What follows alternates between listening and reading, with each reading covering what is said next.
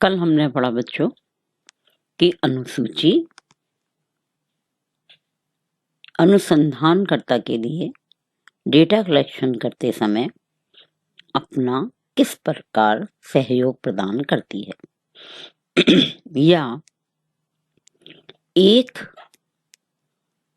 अनुसंधानकर्ता जब किसी घटना का या तथ्य का अवलोकन करता है या उसकी गहराइयों से उसके कारणों को पता लगाना चाहता है तो अनुसूची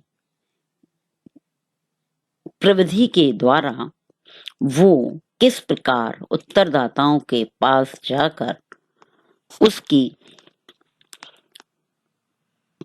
गहराई तक सूक्ष्मता से उसका अध्ययन कर पाता है। और ये बताया ही मैंने आपको कि अनुसूची और प्रश्नावली दोनों में अंतर होता है और हम दोनों की तुलना करें तो अनुसूची प्रश्नावली की तुलना में अत्यधिक विश्वसनीय और सत्य को धारण करती है। अनुसूची बिना पढ़े लिखे लोगों के ऊपर या उनके लिए प्रयोग में लाई जाती है और प्रश्नावली शिक्षित लोगों के लिए, अतः जो प्रश्न को पढ़कर और समझकर उसका आंसर दे दे। तो अगर हम इनकी तुलना करते हैं तो अनुसूची तथा प्रश्नावली दोनों ही सामाजिक सर्वेक्षण एवं अनुसंधान में तथ्य संकलन की महत्वपूर्ण विधियां हैं। तो हम ये नहीं कह सकते कि वो ज्यादा महत्वपूर्ण है या कम महत्वपूर्ण है, दोनों ही महत्वपूर्ण है। अगर हमें सर्वेक्षण करना है, बहुत जल्दी उसका रिजल्ट लेना है, तो अनुसूची के द्वारा डोर टू डोर जा पाना और डेटा कलेक्शन करना बहुत मुश्किल होता है। समय बहुत ज्यादा चाहिए होता है, पैसा बहुत खर्च होता है। तो जब इन चीजों का अभाव हो तो प्रश्नावली है कि हम डाक के द्वारा उत्तरदाता के पास भेज दें और एक समय के बाद उनको टाइम दे दें और उसके बाद वो डाक के द्वारा उसको भर के वापस भेज देते हैं। अनुसूची में ऐसा नहीं कर पाते हैं। तो प्रश्नावली, लेकिन कई बार क्या होता है कि वास्तविकता कुछ होती है और प्रश्नों के द्वारा जो व्यक्ति उत्तरदाता जो जवाब दे रहा होता है वो कुछ और लिखता है, क्योंकि सबको पता ना चल जाए हमारे कमियां क्या हैं, तो इसलिए उसमें स्पष्टता नहीं। लेकिन अनुसूची के माध्यम से हम खुद जाकर उस जगह का अवलोकन करके साक्षात्कार लेके हम सही और गलत को पहचान कर उसमें भरते हैं। तो ये थोड़ी सी गुण और दोष का अंतर है, लेकिन दोनों की महत्ता अनुसंधान और सर्वेक्षण में तथ्य संकलन के लिए महत्वपूर्ण भूमिका है। ये दोनों एक दूसरे की पूरक प्रविधियां कही जाती हैं तथा अनेक विद्वानों ने इन दोनों शब्दों का एक दूसरे के स्थान पर प्रयोग किया है। M.H. गोपाल ने तो प्रश्नावली को स्पष्ट रूप से अनुसूची का ही प्रतिरूप बताया है। दोनों उपकरणों में इतनी समानता है कि सामान्यतः लोग इन दोनों के लिए प्रश्नावली शब्द का प्रयोग ही करते हैं। जब छोटे क्षेत्रों में स्थानीय स्तर पर अनुसंधानकर्ता द्वारा स्वयं सूचनादाता से संपर्क कर प्रश्नों को भरा जाता है तो उसे अनुसूची, और यदि विशाल एवं दूर दराज क्षेत्रों में फैले सूचनादाता के पास प्रश्न सूची को डाक द्वारा भेजा जाता है तो उसे प्रश्नावली कहा जाता है। स्पष्ट है? तो इसी तरह से इसकी कुछ समानताएं हैं और कुछ भिन्नताएं हैं या अंतर है। तो हम सबसे पहले देखते हैं कि इन दोनों में समानताएं क्या हैं। अनुसूची और प्रश्नावली दोनों ही अध्ययन विषय से संबंधित प्रश्नों का एक व्यवस्थित समूह है। पहली जो समानता है कि दोनों में हम क्या करते हैं, एक प्रश्नों का गुच्छा तैयार करते हैं और ये प्रश्न एक दूसरे से रिलेटेड होते हैं, एक दूसरे प्रश्न पर आश्रित होते हैं। ठीक है। और इसका व्यवस्थित समूह ही क्या होता है, दोनों में पाया जाता है। ऐसा नहीं है कि एक प्रश्न कहीं से, एक प्रश्न कहीं से ले लिया, उसका अर्थ में ऐसे नहीं होता। क्रमबद्धता है, एक सीढ़ी के बाद दूसरी, दूसरी बाद तीसरी आई, ऐसे नहीं पहली सीढ़ी पे पैर रखा और फिर अंतिम सीढ़ी पे पैर रख लिया, ये संभव नहीं है। तो ये समानता है दोनों में। दोनों में क्या होती है, प्रश्न होते हैं। और प्रश्न किससे संबंधित होते हैं, जो हमारी समस्या है या जिस तथ्य को हम इकट्ठे करने के लिए चाह रहे हैं।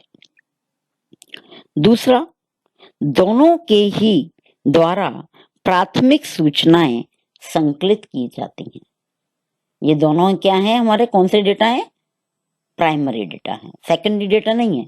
क्योंकि ये हम किसी दूसरे से पूछकर काम नहीं कर रहे, कोई दूसरा व्यक्ति काम नहीं कर रहा, स्वयं जो रिसर्च करने वाला व्यक्ति है, अनुसंधान करता है, या हम कहें दूसरे शब्दों में कि सर्वेक्षण करने वाला जो व्यक्ति है, वो स्वयं उत्तरदाता से प्रत्यक्ष या अप्रत्यक्ष रूप में संबंध रखता है, वार्ता करता है, प्रश्नों को पूछता है, उसके उत्तरों को एकत्रित करता है। तीसरा, दोनों की शब्द रचना एवं प्रश्नों की भाषा में पर्याप्त समानता होती है। जो प्रश्न की हम बनाते हैं, वो दोनों की शब्द रचना और प्रश्नों की भाषा में क्या होती है, एक दूसरे से संबंधित होती हैं। दोनों की बाह्य रचना, आकृति, लंबाई, रूप, रंग तथा कागज में समानता पाई जाती है। चाहे हम अनुसूची तैयार करें या हम प्रश्नावली तैयार करें, तो ये उसका बाह्य संरचना होती है। बाह्य संरचना से क्या तात्पर्य है कि हम पहले उसकी व्यक्तिगत जानकारी लेंगे उत्तरदाता की, फिर उसकी पारिवारिक जानकारी, फिर जो हमारी समस्या है उससे संबंधित, और फिर लोगों की या उससे उत्तरदाता की विचार क्या हैं उस समस्या के संदर्भ में खुले। इस तरह की संरचना चाहे हम अनुसूची बनाए या प्रश्नावली बनाए, एक जैसी होगी। आकृति, कितने बड़े बनाने हैं, कितने प्रश्न बनाने हैं, 10, 20, 30, 40, 50, ये विभाजन जो हमारा होगा वो एक जैसा ही होगा।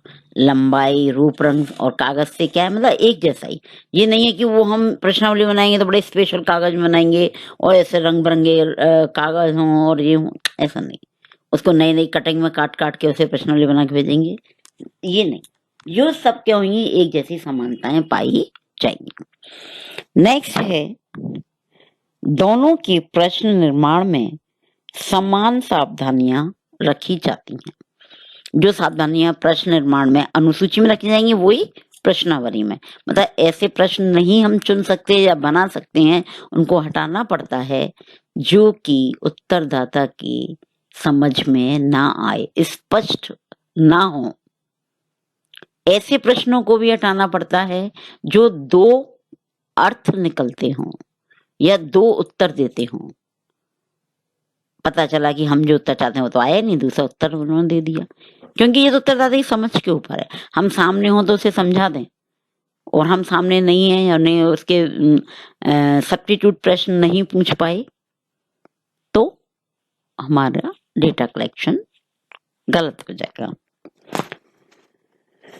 नेक्स्ट है, दोनों का ही उद्देश्य अध्ययन विषय के बारे में गुणात्मक एवं संख्यात्मक तथ्यों का संकलन करना है। प्रश्नावली हो या अनुसूची, दोनों का ही उद्देश्य क्या होता है, इन प्रश्नों के माध्यम से हम विषय, जो हमारा अध्ययन विषय है, उसमें गुणात्मक और संख्यात्मक तथ्यों का संकलन कर सकें। इन समानताओं के बावजूद भी इन दोनों में कुछ आधारभूत अंतर हैं। वो अंतर कौन कौन से हैं? पहला है प्रयोग विधि। अनुसूची का प्रयोग अनुसंधानकर्ता साक्षात्कार के द्वारा करता है। वह सूचनादाता से स्वयं प्रश्न पूछता जाता है और भरता जाता है, जबकि प्रश्नावली में ऐसा नहीं होता। प्रश्नावली डाक द्वारा भेजी जाती है और वे पुनः डाक द्वारा ही लौटाई जाती है। दूसरा, सूचनादाता से संपर्क।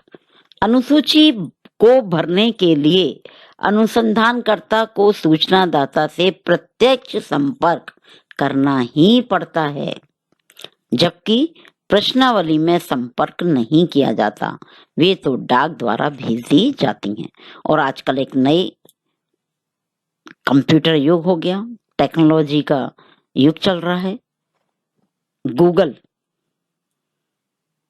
क्वेश्चनेयर एक बना के भेज देते हैं और तुरंत 1-2 घंटे के अंदर उसको हम वापस लेते हैं। तो आज तकनीकी युग में तो ये और इजी हो गया। तो प्रश्नावली अनुसूची से कम समय में जल्दी से जल्दी सूचना प्राप्त करने का एक साधन है। तीसरा है अंतर अध्ययन